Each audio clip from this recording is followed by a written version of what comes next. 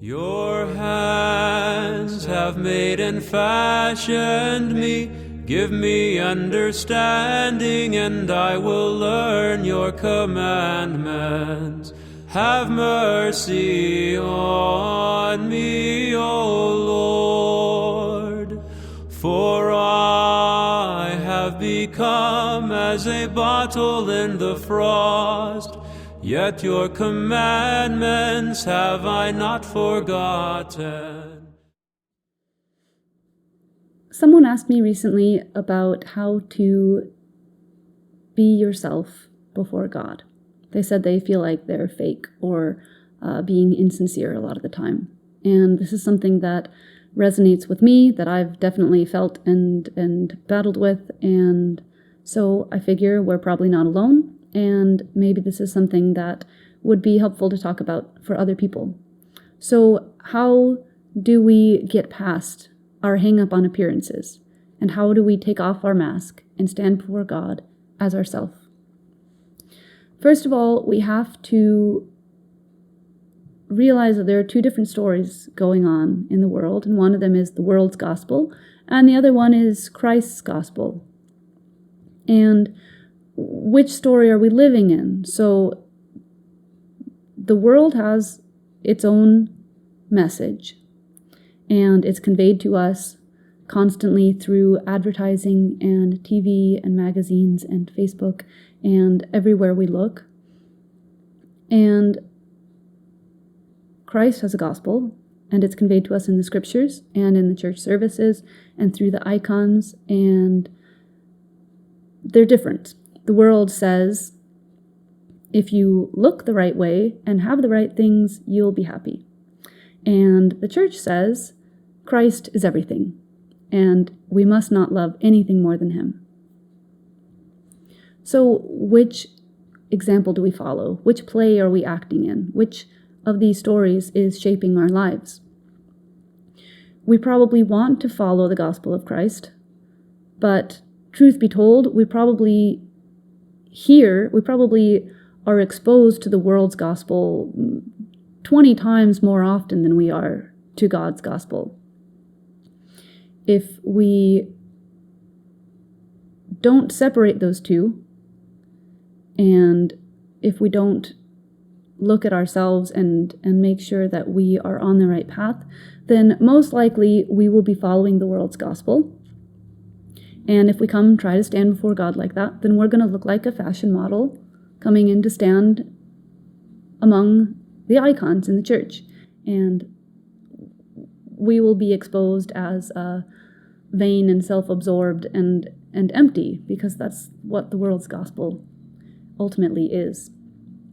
So in order for us to separate ourselves from the world's gospel and center our life on the Lord's gospel, we have to distance ourselves from the avenues in which we are taught and immersed in the world's gospel. So if that's TV or Facebook or movies or surfing the internet or reading magazines or a score of other things, it could be any of it.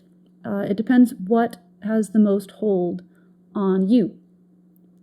Am I more inclined to spend my time on Facebook or watching movies, or what are these things am I thinking about all the time even when I'm not doing them? Those are the things we need to step back from.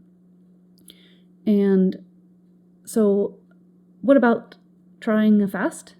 Maybe for one of the church's fasting periods, letting go of one of those completely, or maybe on a daily level, considering how much time do I spend praying, reading spiritual things, going to church, how much time do I spend doing that in a day or in a week, and then say I'm not going to spend more time than that on media.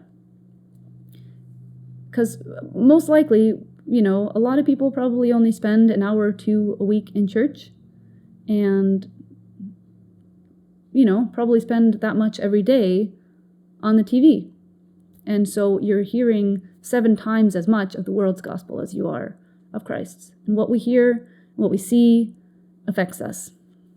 So in order for us to step out of the world story and step into God's story, we need to distance ourselves from the world, from that gospel, and draw close instead to the true message that we want to be listening to.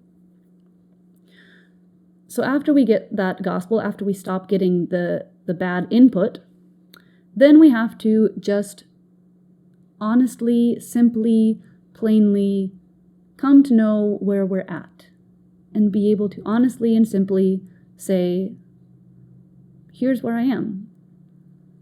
Now, part of that is confession to a priest when we come to see the ways that we have sinned, the things that we are doing that separate us from God. We take those things to the sacrament of confession so that we can receive forgiveness and renewal and the grace to move on. But confession is also active even in just our day-to-day life. So if I'm trying to say my evening prayers, but my mind's still going over everything I did today, then I'm being kind of false. But the moment that I say, okay, Lord, I'm really distracted, help me, now all of a sudden I've become true because I confessed my state. I confessed where I'm at. So Elder Sophrony of Essex, he said that the only time that man is infallible is when he confesses his sins. So this is a great tool that we have towards being authentic, towards being ourselves, is to confess our failings or our struggles, to confess just where we're at and stop trying to push through it on our own and stop trying to pretend like it's not happening and just be totally honest with the Lord. So, for example, a few years ago, I lent some of my winter gloves to a friend, and then she just didn't give them back right away. And I kind of wanted them back. And so I was like trying to do what the gospel says, to lend and not ask in return. And so I was like, okay, I'm not going to ask her. If she never gives them back, then I'll give up my gloves. Woe is me. And but inside I was kind of getting mad about it, and I was a little bit resentful. And so after enough time, I realized it would be more humble and more honest for me at this point to say, Lord, I'm sorry. I'm not at a place to lend without asking in return. And so I'm going to ask for my gloves back. And then everything will be okay. So we have to know where we are and not where we want to be, and be able to honestly admit that. But it's important, this is very important, that in confessing that we aren't at the high standard yet, we don't forget that the high standard is true. And the high standard is our aim. We might not have attained to the measure of the stature of Christ, but we still have to keep the measure of the stature of Christ as our goal. And that goal is what's going to keep us moving in the right direction. The moment we say, well, I'm not there yet, so that must be unattainable, so I'll just lower that mark a little, then the whole point of our life has essentially just disappeared because we no longer have that beautiful thing to strive for. Even if we're not there yet, the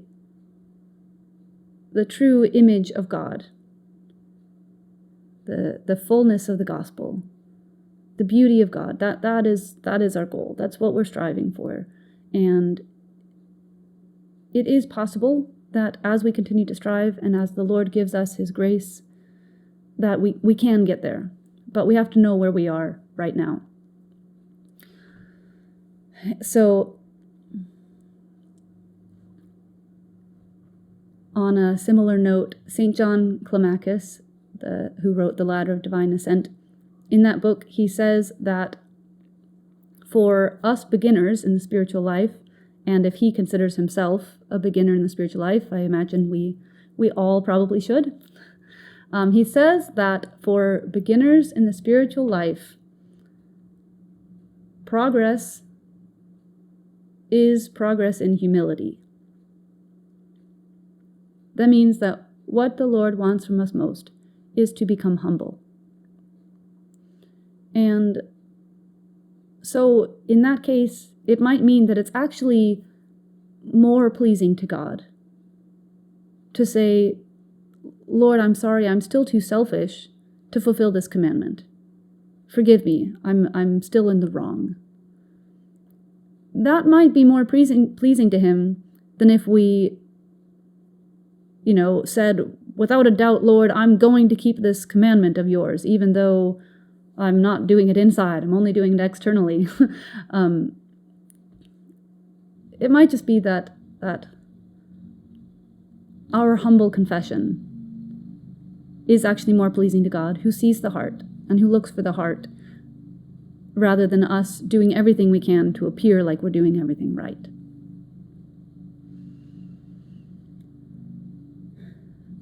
Confession also has another aspect that's a little different, and sometimes we overlook it, but it's important because it's very helpful and it's very biblical. And that is confessing the truth of God. Confessing God's goodness, confessing who He is, confessing what we know about Him. So even if I'm all mixed up, and I'm confused, and I feel kind of inauthentic, and I don't know what's happening inside of me, and I can't quite confess myself, I can always confess the truth of God. I can always say, Lord, you are unchanging. You are merciful and compassionate and true. All the things that the Psalms say about Him, that these are prayers that are always true because God is unchanging. And His goodness is the foundation on which our whole world was made and on which we personally live. So His truth and His goodness is our real foundation. And confessing His truth, confessing His goodness, will make us true also. And finally, I think it's important for us to make the distinction between being authentic and then feeling like doing something. Because they're not the same things, but we have the tendency to confuse authenticity with emotions. But we have the powers of our soul that are able to desire, able to think through things, able to discern what is good or bad for us, or what is coming from the Lord or not.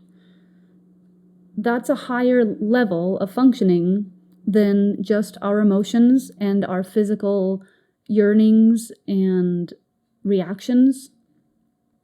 So if those two aren't naturally aligned, i.e. what I'm physically yearning for or what I think is best for me,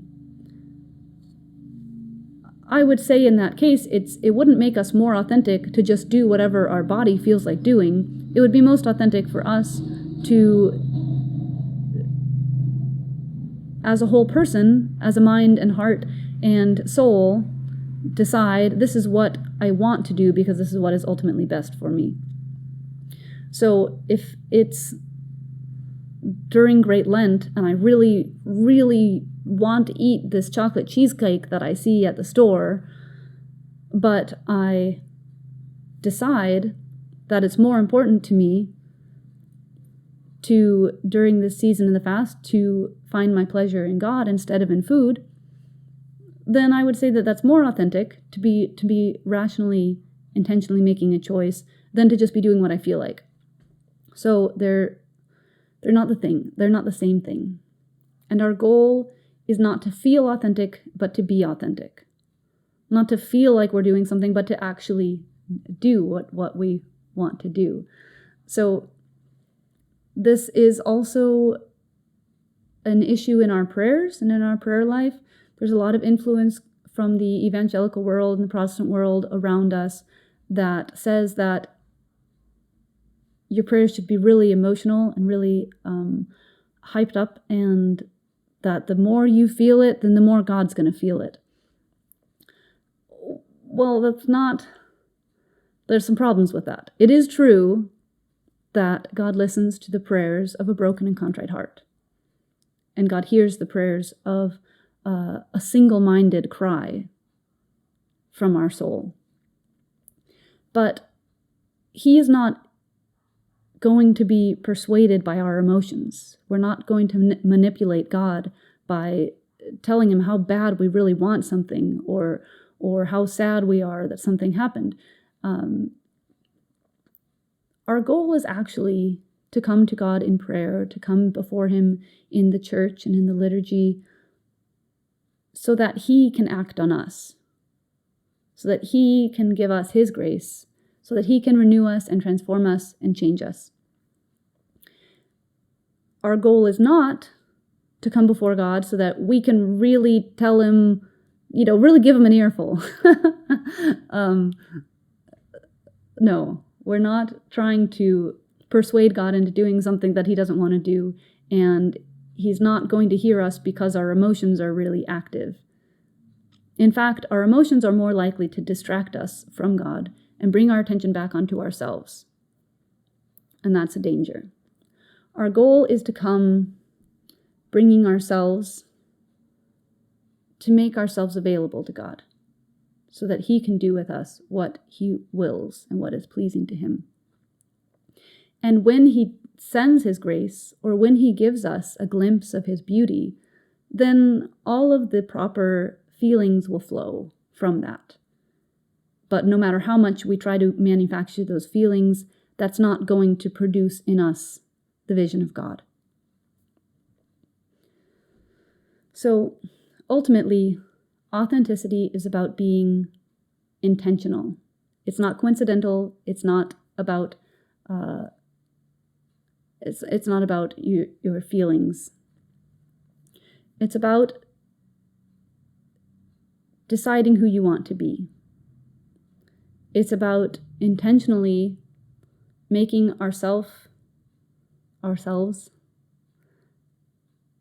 the kind of people who can stand before God with no veil and know that they are in the right place. So that comes more and more as we decide to make good habits, as we consistently make good decisions, as we consistently direct our attention to God and stop letting other things fill His place inside of us.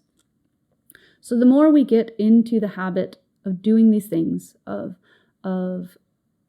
keeping our attention on God, of doing the best we can to fulfill His commandments, confessing when we're not able to, the more that we do those things, the easier and easier it will be for us to stand honestly before God and to enter into His life, until His life and our life become one inseparable reality that will last forever. I am yours, oh save me, for I have sought your commandments. Have mercy on me, O Lord.